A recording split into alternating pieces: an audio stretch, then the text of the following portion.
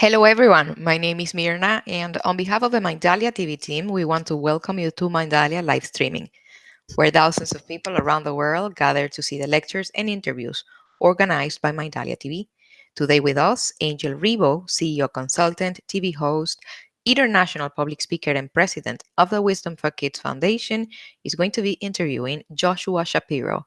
Joshua is known as a crystal skull researcher, publisher, author, public speaker, and paranormal and world mystery investigator. He has been involved in the field since 1982. Before starting with them, we want to remind you that Mindalia is a nonprofit organization. Our mission is to help raise the level of consciousness around the world by sharing content like this. You can help us reach more and more people around the planet by subscribing to our video if you haven't done it yet, leaving us a positive comment down this video, or sharing it with someone that you know that is going to benefit from the content that we're going to be developing here today. Also, while we are live streaming, we have the active chat, the screen that you're going to be seeing here on my side. Through there, you can interact with us, you can enter your questions, and at the end of the interview, Joshua will be kindly answering. Last but not least, Mindalia broadcast every weekday in Portuguese through Mindalia Televisao, in Spanish through Mindalia Televisión, and in English, as you know already, through Mindalia TV English. So we invite you to visit our different channels, find out what we're developing there, and we also invite you to collaborate with your own valuable content. For that, you just have to go to our website, and on the top of the page, you will find a link that you can click, and it's going to take you to a form that you can fill out. Our technical team will be contacting you. I'm not going to delay this any further. I'm going to be leaving you now with Angel and Mr. Joshua Shapiro. Gentlemen, welcome to Mindalia live streaming. The screen is yours. Thank you very much, Mirna, for the introduction. And it's an understatement to say that we are extremely thrilled to have Joshua with us today. Thank you very much for being here. Wow, thank you. No, to talk about these subjects, it's a pleasure always. Absolutely. So let me ask you to start the conversation. I mean, what does the term paranormal, what does that include, Joshua? Well, through, let's say, a definition in English, it just means beyond normal. So normal to scientists is, what do our five senses tell us is real? Well, of course, for those who study the paranormal or are following their own spiritual path, you know that you have, for the physical senses, you have spiritual senses. So, it's not uncommon for me while I'm sitting and writing a book or whatever, I feel a presence over my right shoulder and they're helping me in my writing. Oh, how about this word? Wouldn't that be good? Oh, yeah, that's great. So it's so automatic, I can't tell the difference sometimes between if I'm really writing or if I'm getting inspiration. So paranormal just means there's another aspect of our being, a spiritual aspect. Like I was just picked up a new book from the library where the author was saying, most scientists totally ignore spirit, but throughout history, we have had intervention and interaction with spirit guiding us and helping us to live, a wonderful life and have a better world. So paranormal just means normal. No, really, think about it. It means we are spiritual beings. So it's really normal, even though we call it paranormal. It's remembering who we truly are, that, we're children of God, that we're multi-dimensional. When we sleep, we go somewhere else, we're somewhere else. And also too, there's a new book that we're writing. It's called Journeys into the Unknown and Back Again. And it's actually a novel. And our main character in book number 2, we already put out book number 1, where you get to meet the character, but book number 2 is where he goes through a dimensional door and he goes into heaven, the other side, dreamland, whatever you want to call it. And there's no time and space where he is. So it's not very easy to write about what he's experiencing there, but I know that absolutely that's true. So paranormal just means embracing the totality of who we are as a spiritual being, but we're having an earthly life and we should have fun with it, even though it's crazy down here. It was very interesting when you said it's something that everybody has, those additional senses. So how can we, people that are not maybe so used to it, they know about paranormal, but what are those senses according to your experience, Joshua? Well, so you hear things, so you have an inner hearing. So For me, the way it works is when spirit's talking, all of a sudden I hear in my mind's voice something I wasn't thinking, like a suggestion, an idea. Like even as we talk, what I am going to talk about, I'm doing it totally spontaneous. So I am, in a way, listening inwardly to that intuition to see, who might be watching this show, what would be the best way to express things, or what should I cover. So we have intuition. There are some people who have vision. Now, this is another thing. I'm not really good with vision, but I've had 2 or 3 times within the last 2 years where all of a sudden, with my eyes closed, I start seeing pictures. And I go, what's this? Like, I saw these pictures and I couldn't sleep at night because I'm used to having total blackness with my eyes closed. And I just kept seeing like people moving and lights. And it was like, I guess that's your third eye, which is, one of the chakras that for those moments, for whatever reason, was just open. So I'm seeing other realities. I'm not seeing the earth reality. I'm seeing some other reality. Of course, whenever we imagine something, we think, I'm imagining, it's pure fantasy. No, you're actually seeing something that exists on another plane. Now, one of my spirit guides, so one of these invisible people, once told me this comment, which I thought was very profound and interesting. And the comment was, whatever you can imagine, you can only imagine it because it already exists somewhere. So that means whatever we call fantasy or science fiction or stories, are we linking into some other reality and telling the story from another reality, a parallel earth, some other world, So, so these are just examples of these inner gifts. And the key is, like, if you read a book, do you hear the words or do you see the words? I hear the words. If I try to look at a book and see the words, it hurts me. I cannot do it. I have to hear inside of myself as I'm reading, and it's very comfortable, and then I understand. So we each have different gifts, and most people are probably brought up where when they're young children or babies, they have these gifts and they're looking around and they're seeing the spirits, and the parents are going, "No, what are you looking at? There's nothing there." It's because they've lost that ability, but they all have this ability. It's like riding a bicycle. If you don't practice it, you lose it. So like when I moved from the United States to Holland, where everybody rides a bicycle, I'd ridden a bicycle for 30 years. I got on and I rode perfectly. Okay, because subconsciously I already knew how to do it. So it's kind of subconsciously we know how to work with these gifts. So what I tell people is try it, you'll like it, experiment with it, don't give up if it doesn't work right away. It's, like anything else, it takes time to develop it. But if ever you get like an inspiration that just comes to you out of the blue, that's using one of your gifts. Don't throw it away. Follow it. See where it takes you. So for me, it's an automatic. I wake up every day, and it's kind of like I feel like I'm talking to someone on the other side before I wake up, and I'm saying, okay, what kind of exciting new stuff can we do today? Oh yeah, that's right. We're going to be with Angel on, I'm not sure how to pronounce your show, Mindalia. Mindalia. Yeah, Mindalia. Okay, so that's an exciting thing. There might be one person who watches your show. That's something I said. Yeah, Joshua's right. I should do that. That could make a big difference in my life. So that's what I like. I'm sort of like Captain Kirk, in Star Trek.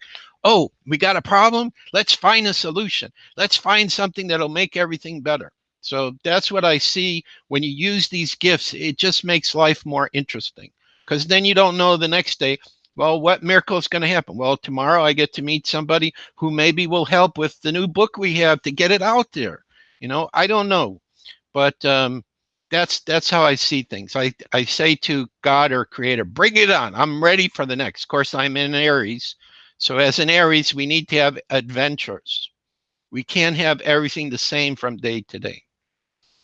So, beautiful. And how do you think that we could start helping our audience? How can we help Mindalia TV's audience today with some advice that so that they start opening up those senses, and they start maybe perceiving things differently from what they're seeing today? Okay, so these are my suggestions. Number one, learn how to be spontaneous. When we are spontaneous is when creator has his, her opportunity to express through us in the most perfect way. Being spontaneous means you do not plan. You just allow it to manifest. Okay, so that's the same thing with this interview. You probably didn't know what questions you were going to ask me. I didn't know what I would talk about. So we're just going with the flow of the energy. So again, it's something you have to practice, because a lot of people will say, well, I don't want to trust being spontaneous. That's not scientific. That's not logical. Well, the whole thing about spirit is it isn't logical, and it isn't um, a mental thing. It's more of an experiential thing. It's more of the feminine energy as I see it, because it's kind of going with the flow. So another thing I would suggest, instead of planning your day, kind of see what are you inspired to do and then figure out how to do it. So in other words, it's coming from inside and see what happens. So it's like anything else. If a person isn't sure about living in this way, take a weekend day where you don't have to go to work and just say, okay, today's Sunday. I'm not going to plan anything. I'm just going to let life show me what to do and see what happens. Or like another example of this would be, there was one time where I was living in Las Vegas and I couldn't find work and I was very depressed. And so what happened is, I like music and I like to dance, but I'm taught as, I'm 63. No, Joshua, you're too old. You shouldn't be dancing and moving your body and having fun. That's not adult. Well, I'm sorry to tell you that the each of us has certain music that we cannot help ourselves. We need to move with that and so on. So I just thought, oh, I like this song. It's called Rock Me Amadeus by a German group. So I just start dancing with it and I totally let go. And the most amazing, joyful energy entered me. And I never forgot that. So this is another form of being spontaneous. Another thing is, I tell people, we do sessions with people. I do intuitive counseling sessions. Even on Skype, I've done it. I've done it in person. I just need to look at the person. I feel what it's like to be them. And all of a sudden, I just get all this information and ideas. And I mirror back to them and I give them suggestion and everything. So another thing that I talk to a person about is, okay, pretend you're having a conversation with Creator. So I'll pretend like you're my client. Is that okay? All right. Absolutely. Please go ahead. Okay. So Angel, God loves you. You're such an amazing person. You've helped so many people. So Creator told me to tell you that you have access to all the resources of the universe. Everything, no matter what it is that you want, you got it. So what are you going to do now that you have access to everything? And most people will go, my God, I never thought about that. I have no clue. Well, take out a piece of paper, divided into two parts. Top part is big, big projects. Like, I'm not leaving this planet to one of my stories as a movie, okay? I'm saying it publicly, all right? If there's somebody who's into movies, this paranormal novel that we did in the beginning, it's going to make a great story. I already have sensitives telling me it's going to be a movie. So you need to come see me. I've got the story, okay? But anyway, so take this sheet of paper out, you divide it into two pieces. The top part are big, big projects. So my movie project would be on there. But not only do I want to see it a movie, I want to be there helping the actors and actresses. Like, they'll come out, how did you see this character? Or how's this scene go? Or I also want to do, I forget the name of the guy who does the Marvel comics. He always puts himself in his own movie. I'm going to be in there too. So when my movie comes out, Angel, and you go see it, you can tell you see that guy up there? That's Joshua. That's my brother. He's the one who did it. And he told me he was going to be in the movie. Okay. So I'm doing a self prophecy. But anyway, so big projects on the top, little projects on the bottom. Whatever makes your heart sing, write everything down that you would love to do. Don't worry about what it takes to do it. Okay. Like writing a book is not an easy process at all. Especially when you go back and you do editing and you go over and you go, I can't believe I made all these mistakes. I can't believe this sentence doesn't sound right. But it takes so long to do it, like 2 to 3 months. This last book, I had to go over it again. I just couldn't put it out until as perfect as possible. Of course, I'm not the best editor, but I think I write simply so people can understand. So this would be another thing a person could do, and try to put on there, okay? Be a good idea thing, a project that would help our planet. that would help people so we have a more peaceful planet too. So maybe it's some music you write or something, whatever it is. So these would be a couple of suggestions I would make. Very simple things to do. But the key is you must trust yourself. In other words, we always think somebody else knows better, somebody else knows what's best for me. I'm sorry to tell you, we are the best person. Even if somebody gives you a good idea, you got to feel it and you got to go, I like that. But you're deciding you like it, not because the person told you. Okay. And here's another trick for people. If they tell you things you don't like, don't argue with them. Just say, well, thank you very much. I'll think about it. Well, I'm Aries. I know immediately if an idea is not for me, I'm not going for it. But I won't tell, well, forget that. I'm not going to do that. No, I'll just say thank you and I'll think about it and I'll never talk to him about it again. But at least I was polite, right? So we can be polite. So hopefully that helps. But it's fun things to do. That's the whole point, is to do it fun, is challenge yourself and say, what could I do that I really love to do, and see what happens, you know? So I'm sure there's a lot more creative stuff coming out of me. Spirit keeps saying, oh, we got another song you're going to write one of these days. I have a Crystal Skull theme song that I've already written, which is on YouTube. If anybody wants to see it, they can contact me and I'll give them the link for that. And I know for a fact that there was Spirit helping me at the end, because I sang at the end a melody around the one family. I even did that when I know your show's in Portuguese. When I was in Brazil, I sang the song, but that line, I did it in Portuguese. Una familia, right? So,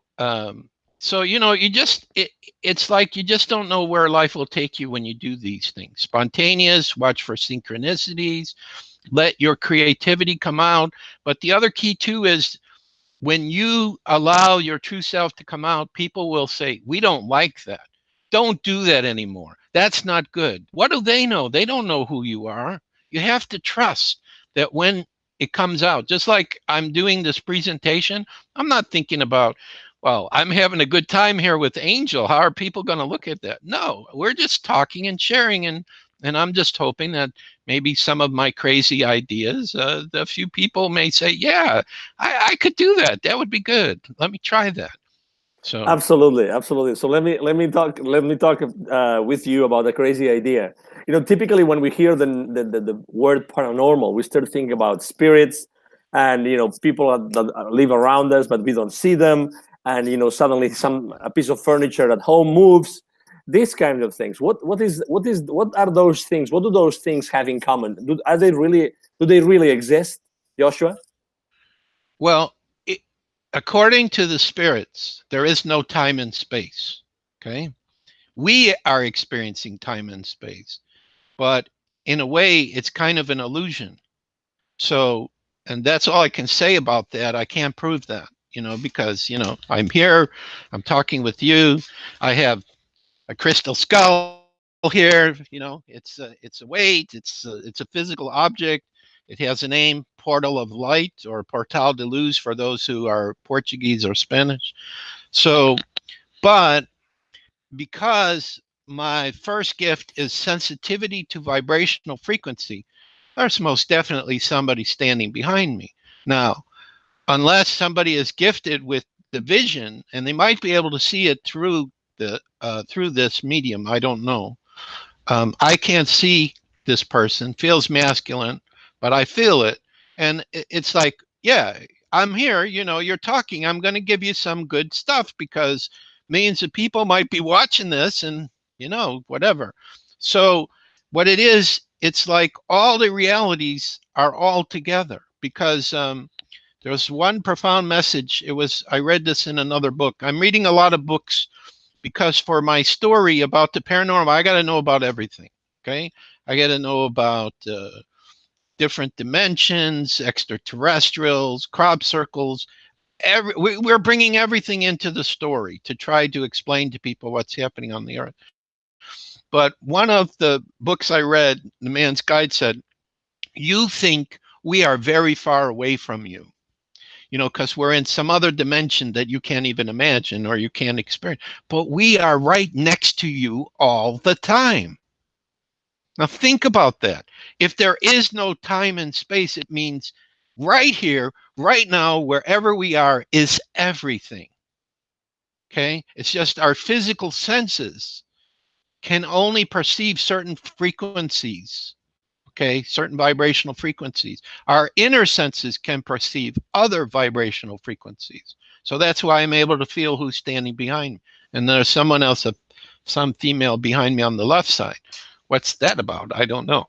But in any case, so it's very difficult for us living in our world to say, you mean I could be in simultaneous places at once? Like I actually have a vision inside of myself of being in 3 other lifetimes right now in this moment. Like 1, 2, 3. Now I can't go beyond. If I bring in a 4th one, oh, my head hurts. But I can do 3. Okay. So one is during the American Civil War. One is as a musician in Europe. And what was the other one? I can't remember. He must be off playing or something. I can't link into it. Maybe in Atlantis. Maybe one in Atlantis. Okay. So but how do we prove something like this? Just because I can link in and feel it or get a sensing of it and talk about it doesn't mean I can prove that. So this is the major problem scientifically. How do we prove that? Now we have something called a quantum computer, which has been developed now, and I don't claim to know all about it, but I'm highly fascinated by it. Because of what I heard the people say that it does. First of all, it does calculations much, much faster than our normal computers. It can do simultaneous states of being at the same time. So in other words, our computer is either on or off a bit. It can be on, off, on, off, on, off at the same time. And I also heard them say it links into parallel dimensions. So this allows them to test a theory and see what the result is from all the dimensions. And then they can pick the best result. Now, how it does that, I don't know. All I know is that whatever this device is built from, it has to be at almost absolute zero. It's too sensitive to other electromagnetic frequencies. So, this to me is a creation of I call it, I guess, an electronic device. I don't know what to call it. An advanced computer. I don't know where they got this from. I'm assuming some extraterrestrial probably gave it to them, or somebody remembered it from a past life, or maybe from Atlantis, Lemuria. And it's a way of making contact with these other realities that you're asking me about. So, it's like they're all around us, but different by vibrational frequency. So it's like when we use our inner senses, we become like a radio set or a TV set. Or like another example, related to the crystal skulls, I met this woman in New York, and she had a beautiful crystal skull. She showed us, and we stayed with her. She told us her father worked for one of the large media channels here in the United States, NBC, ABC, CBS. But it was long ago when they were just developing television, I guess. They had mostly radio. And they said there were certain radio frequencies they had to outlaw because there were people talking on them and they were not being broadcast through a radio station. So where was it coming from? It was probably spirits that they were picking up on that were talking, or some other reality. So they don't allow that in our radio sets, those frequencies. Okay. Although I know I work with some other people who took jumping from one to the other, and you could actually hear almost somebody speaking. And we noticed when we put the crystal skull in front of that device that it amplified everything so that the sounds were more clear. So that's one of the things the crystal skulls. So Portal de Luz, I'm talking to him right now because it's a living being. Please don't upset the energy of this broadcast. Okay, sometimes they do. I had one time where I was interviewed in Las Vegas where they had a simultaneous broadcast. It was just in the beginning, video and audio. They tested everything. It was great, fantastic. As soon as I came on with the crystal skull, the video shut down. Similarly, I think something like this happened too with when I was interviewed by Uri Geller, who's the famous Israeli psychic. and he was into crystals. So I got to meet him one time. Then he put me on his radio show. I think they had the same problem. Some broadcast shut down as soon as I start talking about crystal skulls. So I have to talk to my crystal skull that, you know, they behave themselves. Let's go for it. What is a crystal skull? Okay, so he comes back up so people can see. So we're looking at a piece of quartz crystal, smoky quartz crystal, mined in Brazil. I know who the carver was that made this. It's a friend of mine. And they decide to put it into the shape of a human bone skull. Now, there's two types. Well, there are more than two types, but as far as from a human shape, either it's one piece or it has a movable jaw. I have a crystal skull that was gifted to us by some special friends in China that has a movable jaw. It's a very beautiful skull, human size, but it's too delicate for me to be able to show, so I show this one. I show him because he's large, so people get some sensing, you know, of it. But diamond tip tools are used to carve it. This is a modern crystal skull. So I got to put him down because he's 10 pounds. Like on the Indiana Jones film, they had this huge crystal skull in the movie and they're throwing it to each other. Not possible. I can only throw maybe like that high with him, 10 pounds. That one would have to be 30 pounds in the movie. So that wasn't very realistic. So that's how we know it was plastic. Okay. But anyway, related to crystal skulls, there are 4 different types that are defined. 3 of these came through the Crystal Skull Society. My co-author, F.R. Nick Nocerino, of the first book we did with Sandra Bowen, Mystery of the Crystal Skulls Revealed. But a 4th one has come out recently, too. So first one is like what I showed you. Modern carver takes a piece of quartz or all kinds of gemstones now. Crystal skulls are all kinds of gemstones. And, you know, has a talent and a skill. Maybe it looks human-like, maybe animal-like, maybe alien-like, maybe stylized. Okay, could be anything. But it's generally, it's a face, two eyes, maybe a nose, mouth, no ears, of course. But it's human-made. It's human-made. Well, that's the first type. Okay, then there are 3 other types that are not made by human hands.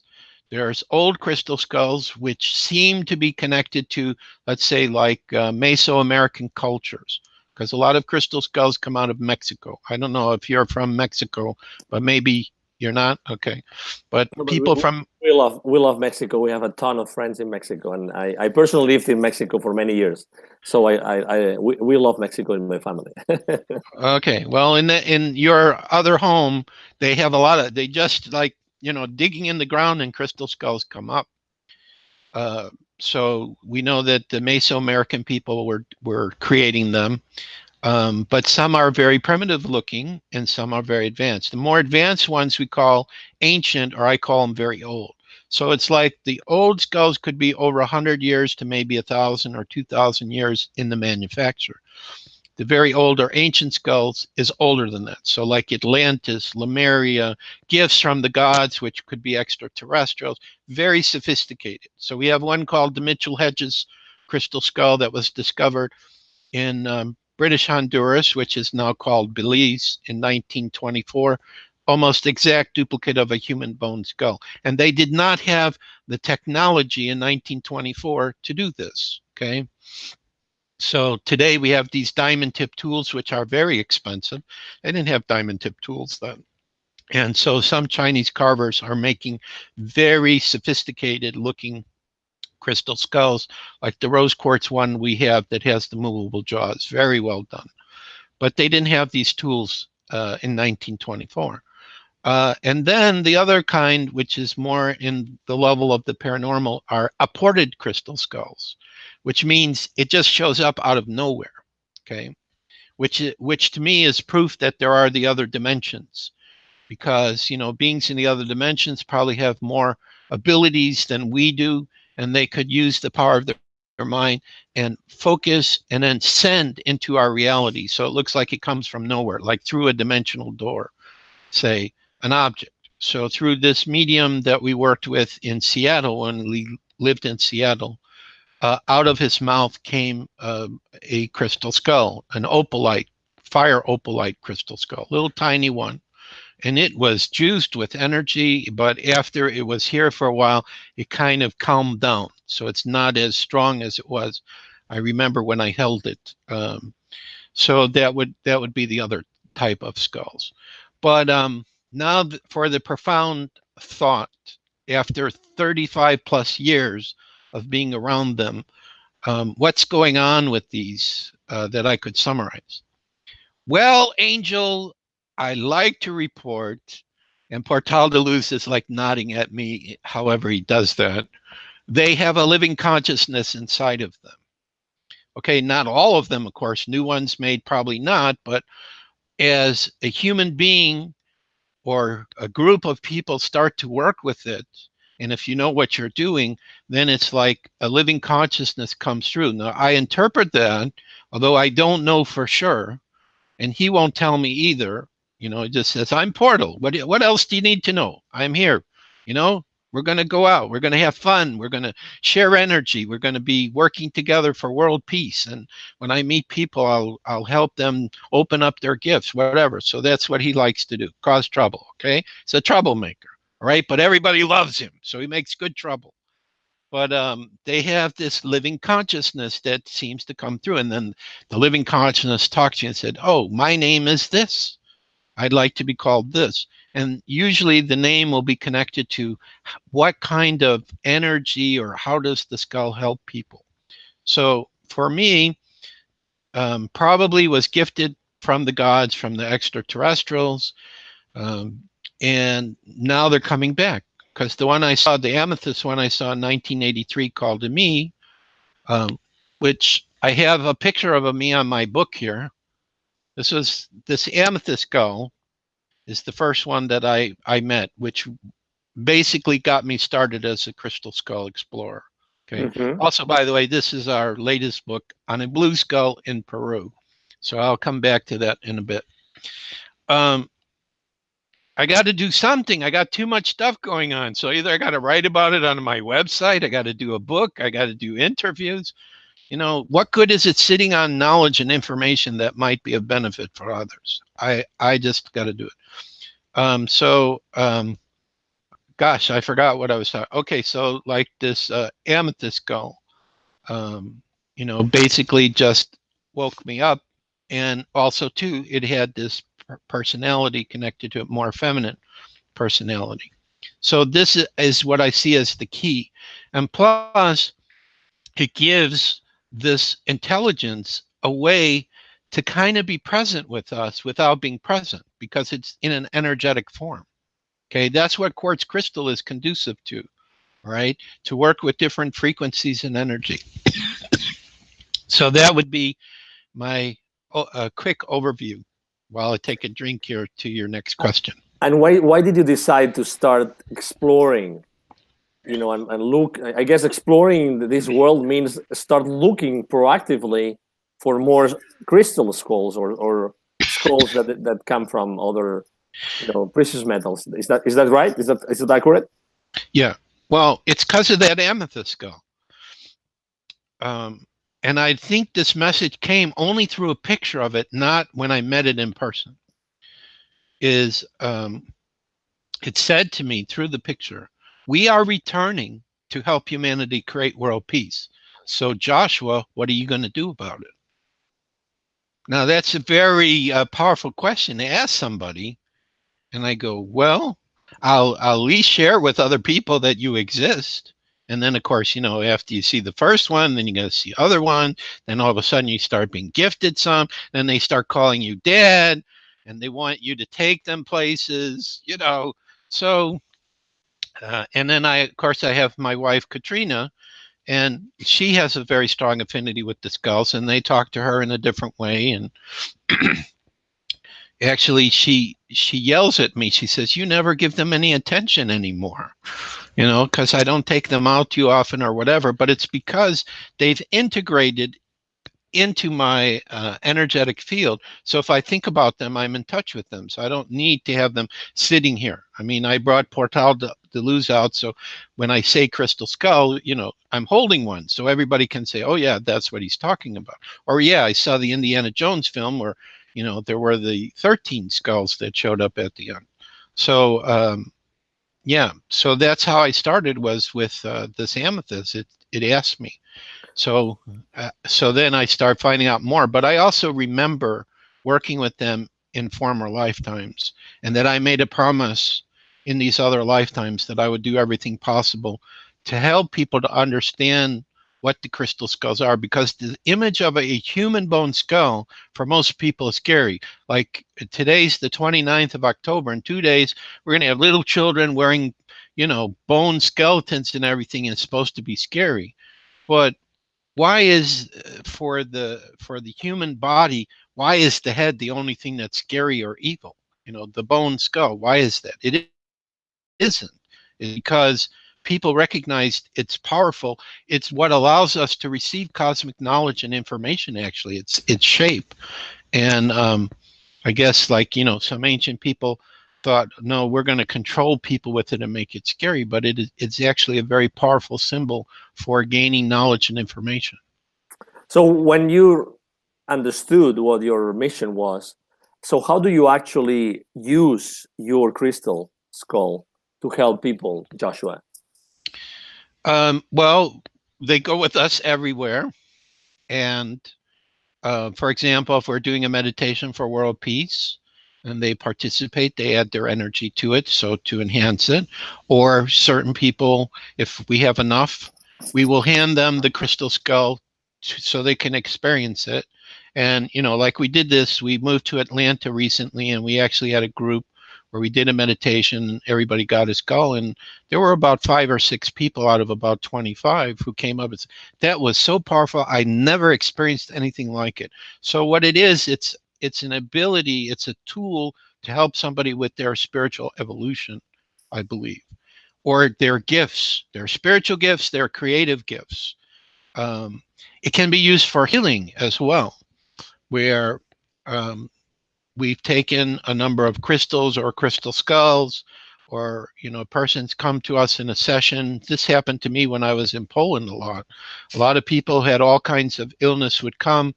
So I'll tell one of my famous stories. So there's this young boy who comes, sees us, and I don't know what the problem was with his eyes, but he had to have a chemical to treat it. And every time he would take the chemical, he would be in bed for days, because, they're giving him something that's really not good for the body. But this is the only thing the doctors knew to help him. So then his mom brings him for a session with us. And I think he may have held Portal de Luz, okay, because we didn't have that many skulls then. And then after that, he went for the chemicals. And the same day, he went to play with the kids outside after that, just because he held the crystal skull. There's a friend, the man, he passed away, but he was one of the guardians of that amethyst skull. He had a blood vessel that was not growing properly in his head. He was like in his 70s. And the doctor said, look, if you were in your 30s, we could do a surgery and you would be great. But if we do the surgery, you're going to take a chance. You'll become like a vegetable. He says, go ahead, let's do it. I want it resolved. And that's what happened. But somehow he communicated to his family to take the amethyst skull, put it to the back of his head, and all he thought, I'm going to be well, I'm going to be well. And he cured himself. And the doctors could not believe when he walked in fully functional. So this is the potential of the healing energies that surround it. So really what it is, it's a receptacle of energy and information and knowledge. And every person that comes in contact will have a different kind of experiences around it. So it's a tool for awakening us. That's the best way. But imagine if there were a group of 13 or 20 or 25 of these very powerful ancient skulls that were used by the Atlanteans or Lemuria, that came together in the same place at the same time. What could happen? Well, I have a story. It's called Crystal Skull Chronicles, where 13 skulls come together and are the catalyst to bring peace to this planet. So this is what I think is a potential for them. But for right now, it's a tool to assist people to awaken to who they truly are. So those 13 skulls that you just mentioned, do they have to be a specific type of skulls that when they get together, we would be able to achieve world peace? Well, it's a legend that comes from like the Native Americans, the Mesoamericans. And when the Sci-Fi Channel did their program on the Crystal Skull 2-hour documentary, they were asking, are any of these 13 out? And people were saying, oh, yeah, we think Mitchell Hedges, we think the amethyst skull may be one. But the skulls, having a living consciousness inside, said, Dad, none of these are out. They're too advanced. You're not ready to deal with them. It's literally, they're so powerful, a person could disintegrate in their presence. So that would be the answer. But there are legends of it, and legends are based on the truth. And also, I have a memory from Atlantis where I remember like 13 healing temples where there were, each one had their own crystal skull. So it could be possibly that these were the one, and they were hidden, when Atlantis was destroyed. And the Mitchell Hedges skull, of all the ones I've met, I think is the closest. May have been even a copy of one of them. This was suggested in our first book, Mystery of the Crystal Skulls Revealed, through the co-author Sandra Bowen, when she was channeling the consciousness of the Mitchell Hedges skull, saying it was an Atlantean priestess, was talking about that it was a copy from one of the originals. So, but it doesn't matter because they're here and they can help us, and we should work with them and the whole thing. Now, if anybody's curious about our website, maybe I can give that up. Absolutely, please go ahead. Yeah. Okay, so it's the letters CSE, which represents Crystal Skull Explorers. CSE dot crystalskullexplorers.com. So it's CSE.crystalskullexplorers.com. Or if you just look up Joshua Shapiro and Crystal Skulls, then Google will eventually guide you to our website. So we have all our books there, a free ebook there, free newsletter, the World Peace Meditation, all kinds of articles. What else did I do? I even started a story there about disclosure, which came to me that I never finished. I got too many. I had to ask for volunteers to help me with my books. I have too many books. I'm one guy, can't do it all. So I have 3 ladies who are hopefully will help me. So we may have some more books coming out, different things. How does the future for Joshua Shapiros look like? Well, okay, I haven't said this yet publicly on the show, but I like you, Angel, so I'll tell you. Thank you. Thank you. Okay, so we moved to Atlanta, and I met some interesting people here. And we're talking about creating a center, a new center. It'll be called the Center for the Advancement of Humanity. Okay, and it's going to have a lot of different departments. I personally am involved with Bitcoin and cryptocurrency, which I believe is going to be the currency of the future.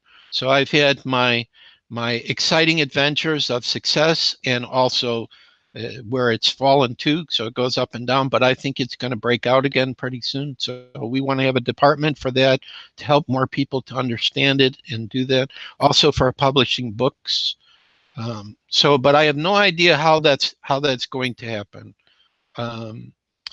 The book on Mexico that I wrote some years ago, I only made it an ebook, so I have a helper now. So I think that'll come out in a printed form, maybe the beginning of the year. The second novel we did, Crystal Skull Chronicles, I have a volunteer now, so I think I need to get that story out. We had an online membership, and every month we would write a chapter of this story and the other story I told you. But the other story we did come out with in January, Journeys into the Unknown and Back Again. But I'm working on book number 2 of that, and that's the one I think that's going to be made into a movie. So we'll put movie in the future, even though I have no clue how that's going to happen.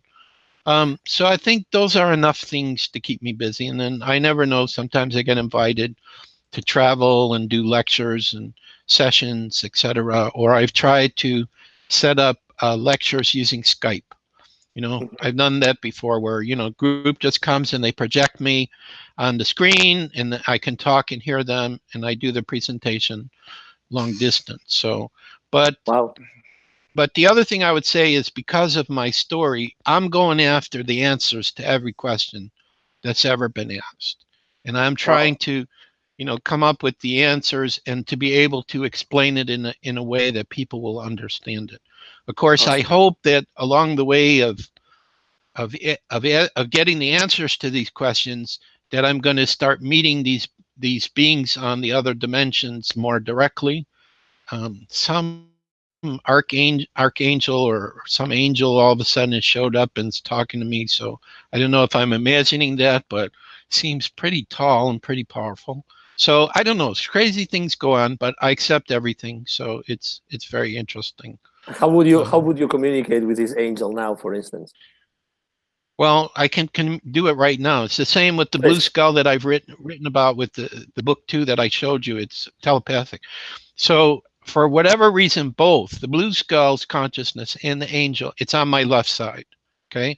Now, remember I told you there was someone speaking to me behind me on my right side. So I always feel things around me. But this angel, I just feel like myself being, pulled high into the sky, but off of my left side. And then when I touch the energy of the being, it just seems like very, very tall. Like nothing bothers this being, it's like just constantly smiling and going, I wouldn't call us children because that would be from Creator. Let's say my spiritual brothers and sisters on the earth, just shaking their head, going, you Awesome. make it so difficult on yourself. Why? Why don't you just all work together and share and laugh and sing? Then everything would be so wonderful. But you got to fight over this piece of property, that car, this, that.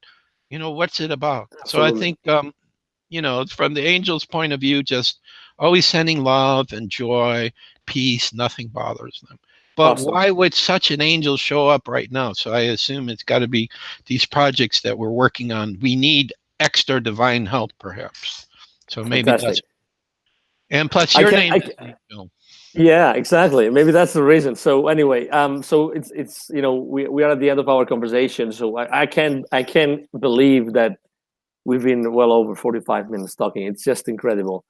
Joshua, it's been a big, massive pleasure. I mean, we've learned so much, and we would like, in name of Mindalia TV, to thank you for everything that you do for everybody in this planet. And consider this your home. This is your home moving forward. And whenever we can help you or help your skulls, we're here to do it. So again, thank you very much for being with us today. My pleasure. Thank you for having me and listening to my crazy stories. Not crazy at all. So thank you very much. This is Angel Rivo with Mindalia TV. Thank you very much, everybody, for being with us today, and hope to see you soon. Okay, have a good day. Bye-bye.